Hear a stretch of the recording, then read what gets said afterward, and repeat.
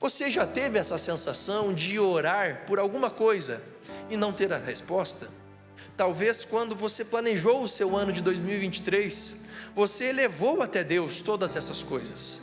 Você orou: Senhor, me ajuda a alcançar todas essas coisas. E você não teve uma resposta.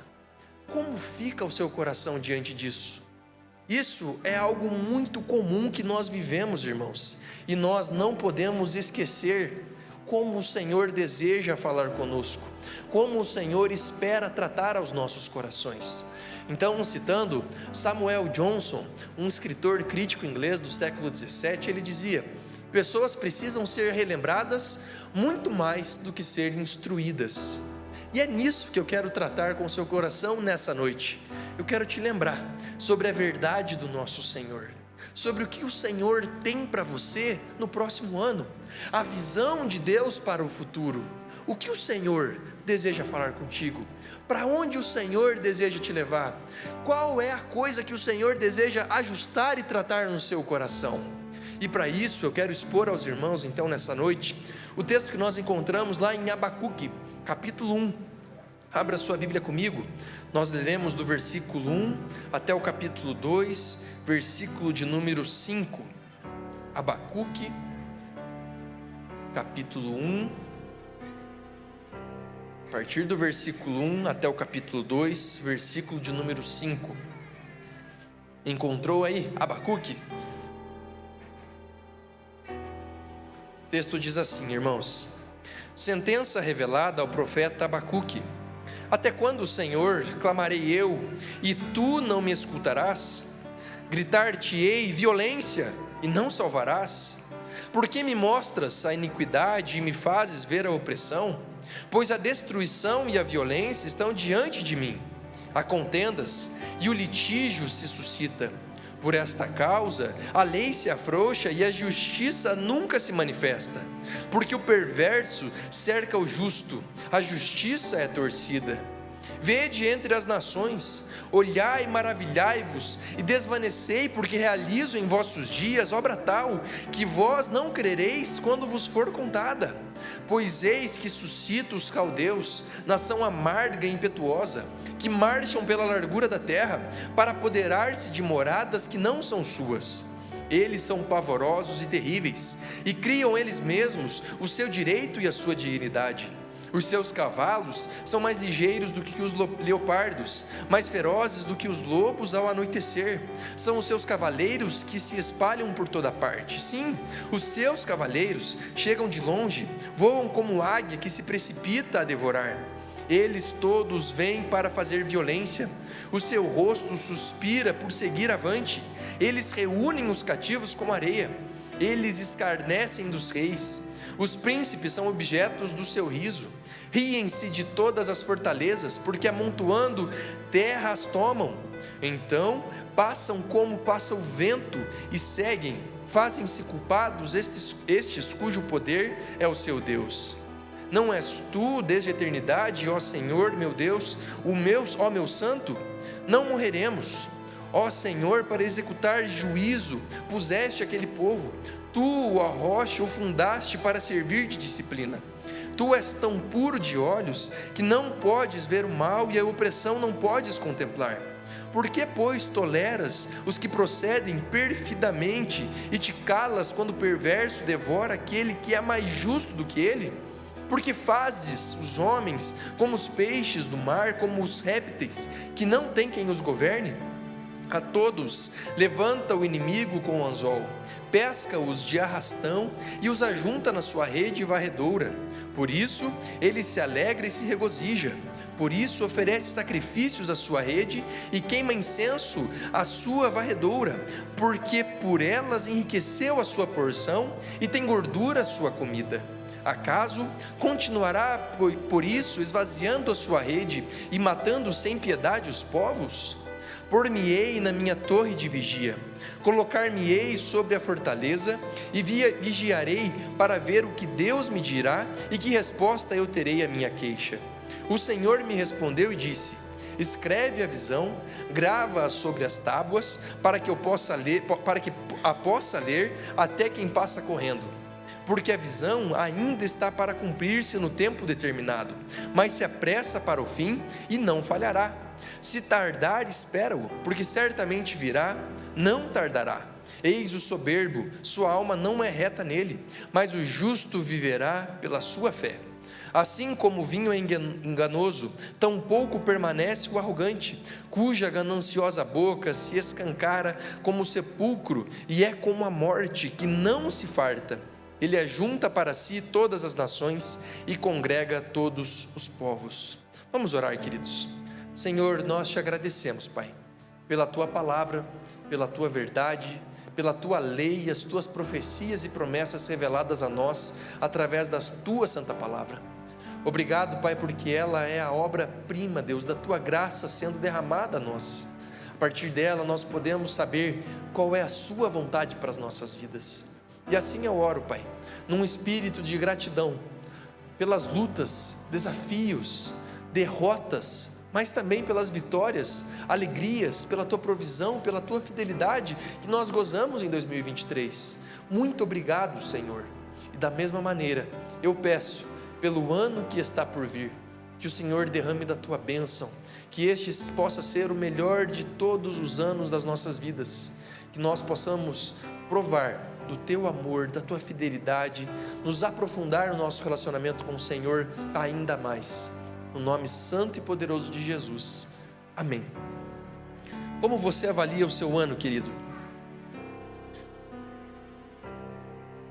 Eu confesso aos irmãos que para mim esse foi um ano de muito crescimento pessoal. Eu entrei no ano vestindo P, estou saindo desse ano vestindo quase GG. Mais ou menos assim, né? Os nossos planos nem sempre acontecem. O Senhor aqui para Abacuque, ele traz algo muito claro e específico na vida de alguém que teve os seus dias frustrados, não por conta do seu pecado, não por conta de algo que ele havia feito, mas por conta do contexto qual ele estava inserido. Talvez essa possa ser a sua realidade. Talvez você se veja em dias em que as coisas, por mais que estejam próximas a você, elas não estão no seu controle.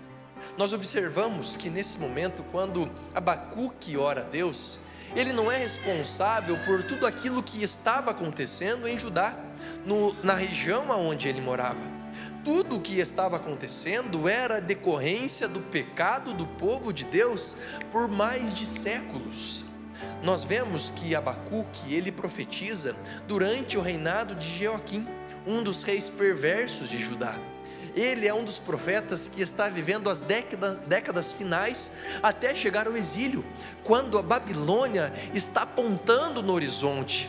Ele observa aquela nação, a maior nação de todos, o maior poderio militar, chegando até Judá, já havia conquistado Israel e agora eles eram os próximos. Lembre-se, Judá não tinha um exército qual eles pudessem se orgulhar, como por exemplo Davi e Salomão tiveram. Agora Judá já é um reduto de alguns daqueles que são povo de Deus, mas sobretudo de homens e mulheres que estavam prontos e prestes a serem entregues às mãos do povo da Babilônia. Ou seja, o medo, a ansiedade, o pavor tomava conta. Isso porque quem estava chegando era o exército da Babilônia. Eles eram muito cruéis nos seus métodos de guerra. Por exemplo, a Babilônia não chegava como outros exércitos, por exemplo, já arrombando a porta, quebrando tudo, destruindo tudo. Não. O que eles faziam? Eles sitiavam aquela determinada nação e eles não deixavam que suprimentos entrassem, que água entrasse, que alimentos, armas. O povo ia sucumbindo aos poucos, até que quando eles não aguentassem mais, agora já sem forças, sem qualquer motivação, sem qualquer ânimo, eles literalmente se entregassem àquela nação.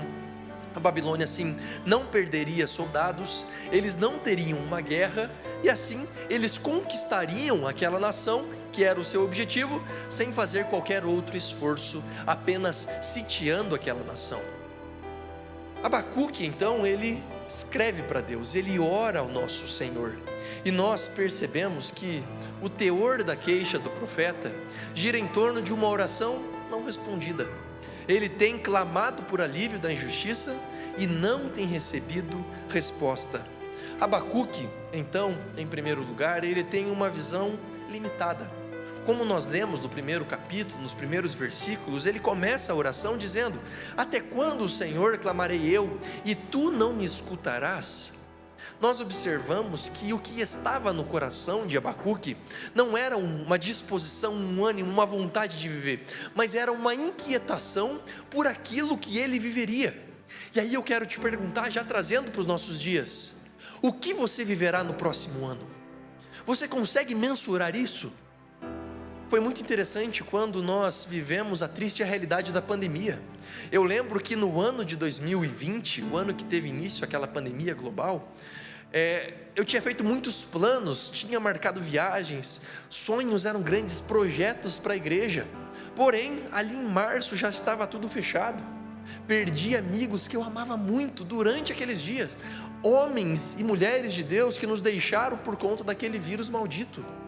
Mas isto serviu para nos revelar que nós não temos qualquer poder para dizer o que nós viveremos no próximo ano.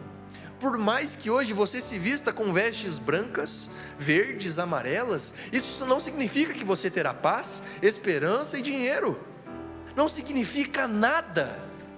O que nós precisamos ter muito claro nos nossos corações é que o nosso Deus é aquele que de fato conduz a nossa história e somente Ele diz aquilo que nós viveremos. Por isso então nós precisamos ter muito claro qual é a visão de Deus para as nossas vidas. E aí eu te pergunto mais uma vez: qual é a visão de Deus para a tua vida? Abacuque, ele tem uma visão extremamente limitada, porque ele, diante do exército da Babilônia, nos muros de Jerusalém, ele olha para Deus e pergunta: Senhor, até quando o Senhor permitirá a corrupção aqui em Judá? Lembre-se, irmãos, Judá era o povo remanescente de Deus. Israel já havia sido tomada, o povo do reino do norte já havia se entregue aos ídolos dos outros povos. Judá era o remanescente fiel. Tínhamos ali ainda alguns homens e mulheres de Deus. Um exemplo deles é Abacuque. Outros contemporâneos de Abacuque, Miqueias, Isaías, escrevem durante esse mesmo período. Homens de Deus que estão prontos a serem sucumbidos pelo exército que estava por vir. Então Abacuque, diferentemente de Miqueias e Isaías, ele não profetiza para o povo. Ele profetiza como um diálogo a Deus. Perceba, ele não está falando para o povo. Ele não se levanta e começa a pregar para as pessoas, não. É um diálogo do profeta com Deus. E ele pergunta: até quando, Senhor? As inquietações de Abacuque eram duas. A primeira delas, ele perguntava a Deus: o Senhor não está vendo o que está acontecendo aqui? Nós temos um rei ímpio com poder sobre nós. As nossas autoridades religiosas são corruptas. Os líderes da nossa nação são corruptas. O ímpio que vive entre nós, esse está prevalecendo, e parece que nada está acontecendo. Deus, até quando clamarei eu e o Senhor não escutarás? O Senhor está vendo a violência e a injustiça entre nós, e parece que nada está acontecendo. Deus, nós não somos a sua nação. Deus, nós não somos o seu povo. Até quando, Senhor? Essa é uma oração conhecida, porque nós vemos Davi lá no Salmo de número 13, fazendo essa mesma oração. Até quando, Senhor, estará sobre mim tamanho sofrimento? Primeira lição que eu quero trazer para você, queridos, é que o nosso Deus é um Deus que tem uma visão totalmente diferente da nossa. Abacuque tem uma visão limitada. Ele não sabia qual seria o plano de Deus. Ele não tinha todo o teor da palavra de Deus revelada a ele. O que ele tinha eram as coisas do Pentateuco, principalmente a Torá. Era essa a razão da sua esperança. E aqui ele está numa indignação diante de Deus. Até quando, Senhor, o Senhor permitirá isso? Abacuque, ele não sabia o que estava por vir. E Deus, de uma maneira graciosa, libertadora e inspiradora, abre os olhos de Abacuque para aquilo que ele estava fazendo. E é muito interessante nós observarmos no texto aquilo que o Senhor responde a Abacuque, porque Abacuque pergunta: até quando, Senhor, clamarei eu, e tu não me escutarás? Mas se você ler o que Deus responde para ele, você percebe que é maravilhoso. Olha o que Deus responde para ele, versículo 5: vede entre as nações, olhai, maravilhai-vos e desvanecei, porque realizo em vossos dias obra tal, que vós não crereis quando vos for contada. E aqui a gente entra em parafuso, por quê? Nós vemos Abacuque sofrendo, nós vemos o exército da Babilônia entrando nos portões de Jerusalém, nós vemos aqui eles desesperados: o que será de nós? E aí Deus, respondendo à oração de Abacuque, aonde ele está com seu coração entregue, dizendo: até quando, Senhor? Deus vem até ele e fala: olhem para as nações, olhem para as maravilhas, vocês viverão coisas que vocês contarão, e que as pessoas nem acreditarão que vocês viveram isso. É mais ou menos isso que Deus responde para Abacuque. É estranha essa resposta, causa estranheza no nosso coração, porque o que Deus está fazendo aqui não é respondendo para Abacuque literalmente aquilo que ele viveria, mas ele está apontando para aquele que é o precioso das nações, o Messias, Jesus Cristo, aquele que viveria. Se você observar no texto, aqui nós temos a referência do versículo que foi o motor da reforma protestante: o justo viverá pela fé. Nós vemos aqui a origem deste versículo, irmãos. O que Deus está tratando no coração de Abacuque? Abacuque, a despeito de tudo aquilo que você está vivendo, e a despeito daquilo que você ainda viverá, entenda: existe uma visão que precisa motivar e mover você a viver. Nós, queridos, também temos uma visão limitada. Talvez hoje você se faça essa mesma pergunta: até quando, Senhor, o meu coração continuará inquieto? Até quando, Senhor, a minha família continuará passando por situações tão problemáticas as quais nós estamos vivendo? Até quando, Senhor, essa dor do meu coração pela perda, pela separação, pelo abandono continuarão me consumindo? Até quando, Senhor? Até quando, Senhor, não o exército da Babilônia, mas até quando eu permanecerei nesse exílio que é o pecado, que nos aprisiona, que nós não conseguimos nos libertar pelas nossas próprias forças? Até quando? A nossa visão também é limitada, queridos.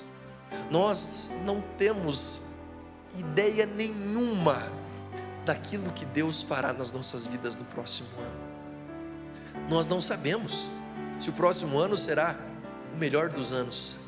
Nós não sabemos se nós estaremos vivos no próximo ano. Nós não sabemos se as pessoas que nós amamos estarão conosco no próximo ano. Quando nós percebemos o tamanho da nossa pequenez diante de Deus, nós percebemos que, por mais animados que nós estejamos para o próximo ano, de nada nós sabemos. Mas o que Deus está mostrando para Abacuque é aquilo que o Senhor deseja mostrar para nós nessa noite. A nossa visão é limitada, queridos. Entenda que o que te move não é aquilo que você vai estabelecer como uma meta para o próximo ano. Você não será feliz se você conseguir juntar 20 mil reais. Você não será feliz se você conseguir perder os seus 5 quilos. Se você conseguir fazer uma viagem internacional. Você não será feliz se você atingir qualquer meta humana delimitada pela nossa própria cabeça e vontade. Nós seremos plenamente felizes e cheios se o nosso próximo ano for debaixo da visão do nosso Senhor. Não é sobre o que eu viverei, mas é sobre com quem eu viverei. Que essa seja a expectativa dos nossos corações. Abacuque, ele tinha uma única certeza: o Senhor responderá às suas orações. O Senhor estaria com ele mesmo no exílio da Babilônia, mesmo sendo oprimido pelos babilônios, mas Deus estaria com ele. Leve essa certeza para o seu coração, irmãos. Qual é a sua meta para o ano que vem? Que a sua meta seja única: estar no centro da vontade de Deus. Aí você será abençoado. Aí você poderá recitar como o Senhor nos mostra aqui. Você contará coisas às pessoas que as pessoas nem acreditarão, de tão abençoadas que elas são. É para isso que o Senhor nos chama, queridos. Eu não estou dizendo que o ano que vem será um ano maravilhoso, sem luta, não é isso. Eu estou dizendo que, a despeito de todas as circunstâncias, uma vida cheia da presença de Deus significará e redundará em um melhor ano das nossas vidas. Porque o melhor ano das nossas vidas não se resume ao que nós fazemos, não se resume ao que nós compramos, não se resume ao que nós experimentamos, mas se resume a uma vida cheia da presença de Jesus. Amém? Que o Senhor amplie a nossa visão, que o Senhor abra a nossa mente, abra o nosso entendimento para isso, que nós, como Abacuque, em meio a orações não respondidas, nós possamos entender que o plano não é nosso, é dele, é ele quem está cuidando. Nós observamos que Deus justifica Abacuque. O texto diz: eis o soberbo, sua alma não é reta nele, mas o justo viverá pela sua fé. Nós vemos duas indagações de Abacuque. A primeira delas era essa: Senhor, o Senhor não está vendo o que está acontecendo? As pessoas ímpias, perdidas, estão crescendo, ascendendo, elas estão cometendo pecado e o Senhor não está fazendo nada? Primeira indagação. Deus responde exatamente o que eu falei para vocês no último ponto. Depois Abacuque traz uma outra indagação. A outra indagação é a seguinte: Deus, o Senhor vai mandar a Babilônia nos invadir? Senhor, a Babilônia é muito pior que Israel. Se está ruim agora, com esses corruptos sobre nós, vivendo entre nós, pior será se nós formos entregues à Babilônia. Deus, o Senhor parece que vai piorar as coisas? É isso que está no coração de Abacuque. E aí Deus traz a segunda resposta, e ele diz o seguinte: que assim como ele usa de nações para dar o juízo ao povo de Deus pela sua desobediência, pela sua injustiça, ele usará como um instrumento mesmo a Babilônia para levar ao exílio o seu povo. O que nós percebemos aqui? Que tudo isso que está acontecendo está debaixo da soberana mão de Deus. Nada fugiu desse controle do Senhor. Babilônia, por mais que fosse uma das piores nações do mundo, o povo de Deus estava sendo protegido e abençoado mesmo neste juízo, irmãos. Abacuque fica revoltado com isso. Deus, mas a Babilônia? E aí Deus responde para ele: assim como eu dou o juízo a Israel, essas outras nações também terão o seu juízo. Só que, diferentemente de vocês, essas nações serão destruídas. Todo aquele que não é meu povo será destruído no último dia, o dia do Senhor. O livro aqui do profeta Abacuque se resume a esse diálogo de Abacuque com Deus. Eis o soberbo, sua alma não é reta nele, mas o justo viverá pela sua fé. Deus mostra a Abacuque aquilo que de fato nos motiva a viver em meio às injustiças e a esse mundo corrupto por diferentes governos que estejam sobre nós. O justo viverá pela fé. Qual é a visão que nos move, queridos? É a visão da Babilônia que está batendo na nossa porta? É a visão da ansiedade que está tomando conta dos nossos corações? É a visão da depressão que está ali sob o muro? É a visão das injustiças que nós enfrentamos no nosso trabalho, nas derrotas que nós temos nas nossas casas, junto com as nossas famílias, com os nossos filhos longe do Senhor? O que está na sua visão que está tirando a sua paz? O que tem tomado conta do seu coração que não tem deixado que você durma em paz à noite? Quando você põe a sua cabeça no travesseiro, a sua cabeça fica cheia disso. O que é? Lembre-se, irmãos, o justo viverá pela fé. E o que é fé? É você ter a certeza das coisas que se veem? que não se veem. O que normalmente nós vemos? A Babilônia, o mal, o boleto vencido, a crise familiar e conjugal, a dor da separação. Mas para o que o Senhor nos chama para nós vivermos? Pela aquilo que nós não vemos. Irmãos, que o Senhor faça nos nossos corações como Ele já fez no coração de muitos homens. Um exemplo, quando Eliseu está com o seu jovem rapaz, e aí aquele jovem rapaz fala assim: mas Eliseu, nós estamos cercados aqui, como nós sairemos daqui com vida? E aí Eliseu ora e fala: Senhor, abre os olhos desse menino. E aquele menino vê ordens celestiais acampadas por sobre eles. Irmãos, o Deus que nós servimos não é o Deus que nós vemos. Nós não servimos e nós não submetemos às realidades que estão sobre nós. Nós servimos a um Deus que é invisível, um Deus que cuida, um Deus que nos dá da sua provisão, um Deus que nos dá o sustento, um Deus que nos apresenta da sua presença, um Deus que caminha diariamente conosco, um Deus que nunca deixou nada faltar, um Deus que nos conduziu com vida até o dia de hoje e continuará assim nos conduzindo até o dia que Ele voltará, porque essa é a promessa do Senhor: eu estarei com vocês todos os dias. Até quando? A consumação dos séculos, quando nós habitaremos com Ele para todo sempre. Irmãos, não seja guiado, não dê espaço para o seu coração se atribular por coisas que você vê, mas encha o seu coração de esperança pela justificação do nosso Deus na nossa vida. Nós, por nós mesmos, merecíamos a morte, sermos entregados ao nosso pecado, aos nossos prazeres, aos nossos desejos. Mas o Senhor, pela sua graça, Ele justificou Abacuque. Abacuque, ele não merecia aquele pecado, se nós formos pensar. Aquele exílio, o que ele fez para isso? Um dos únicos homens santos que habitava ainda em Judá, e ele pagaria pelo pecado do povo.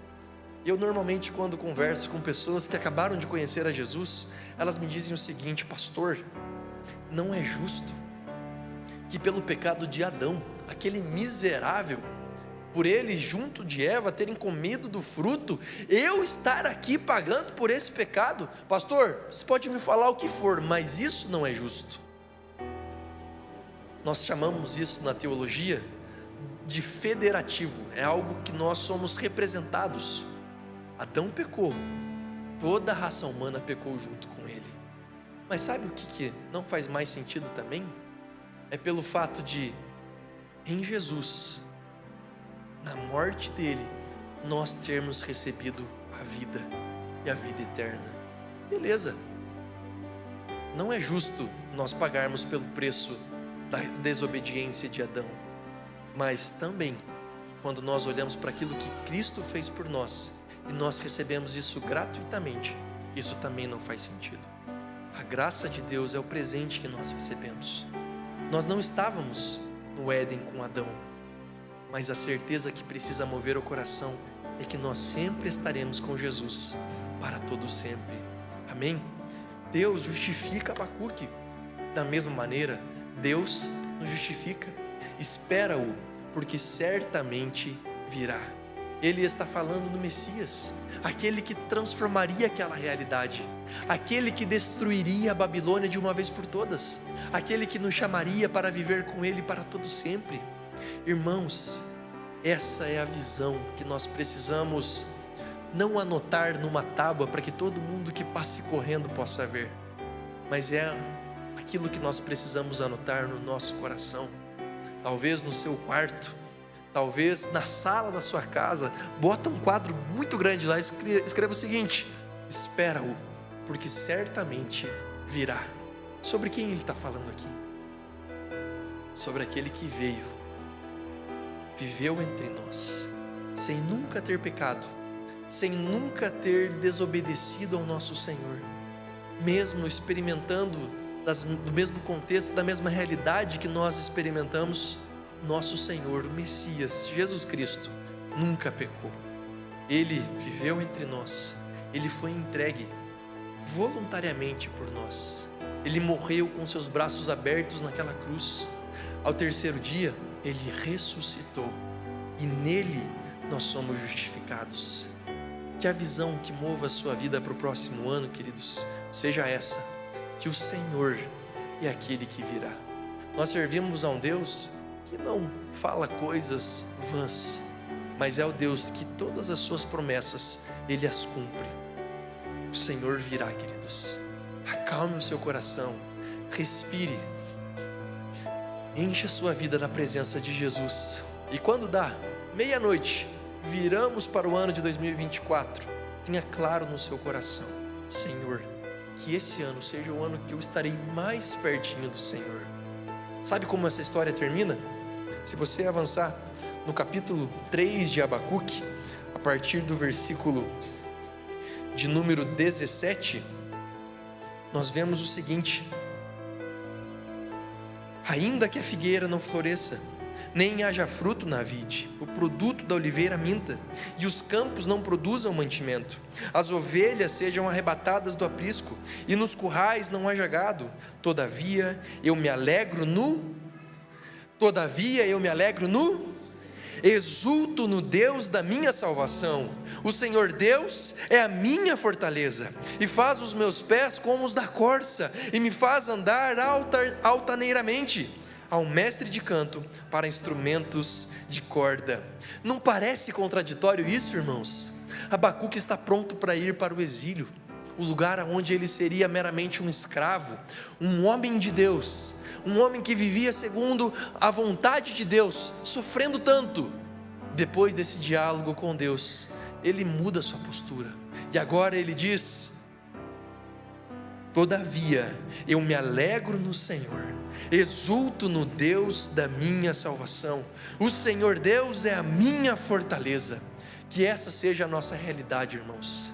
Que nós não sejamos movidos pelos obstáculos que a vida nos impõe, nos obstáculos que o pecado coloca sobre nós. Que nós sejamos movidos pela visão que o Senhor tem para as nossas vidas. Qual é a visão do futuro? É aquela que o Senhor tem para a sua vida. Certamente Ele voltará. Viva a sua vida tendo isso como um motor que faz com que você levante, com que você viva, com que você trabalhe, com que você cuide, com que você evangelize, com que você coma, com que você faça todas as coisas. Que eu tenho certeza que o ano de 2024 será o melhor ano da sua vida. Como dizia um teólogo que eu gosto muito: ó Senhor, crava nos meus olhos a tua eternidade.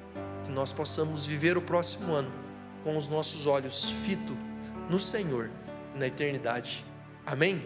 Que Deus nos abençoe. Gostaria de chamar o grupo de louvor aqui à frente.